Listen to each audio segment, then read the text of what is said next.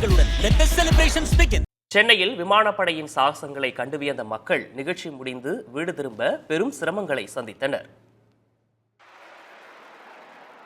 மெரினா கடற்கரையில் நடைபெற்ற விமானப்படையின் வான் சாகசங்களை கண்டு ரசிக்க லட்சக்கணக்கான மக்கள் குடும்பத்துடன் திரண்டனர்.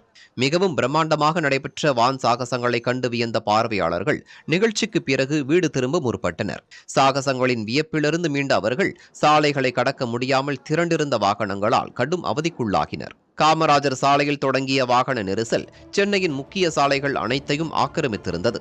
சொந்த வாகனங்களில் வந்தவர்கள் ஒவ்வொரு அங்குலமாக சாலையை கடக்க வேண்டியிருந்தது. கூட்டத்தினரில் பாதிக்கும் மேல் கால்நடையாக நடக்கத் தொடங்கினர். வெயில் கடுமையாக சுட்டெரித்ததால் தாகத்தில் தவித்து போயினர். வெளியில் உள்ள வீடுகளை நாடி குடிநீர் கேட்டு வாங்கி தாகம் தணிக்கும் நிலை ஏற்பட்டது. பொது போக்குவரத்தை நாடியிருந்தவர்கள் பேருந்துகள், மின்சார ரயில் மற்றும் மெட்ரோ ரயில் நிலையங்களில் கூட்டமாக காத்திருக்க நேரிட்டது. மெட்ரோ ரயில் நிலையங்களில் திரண்ட கூட்டத்தால் ஸ்கேனர்கள் இயக்கப்படவில்லை.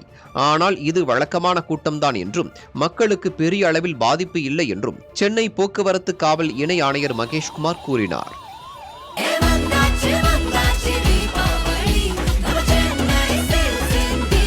எண்ணம் போல் வண்ணங்களுடன் கொண்டாட the Chennai Silks ஆடைகளுடன் let the celebrations begin.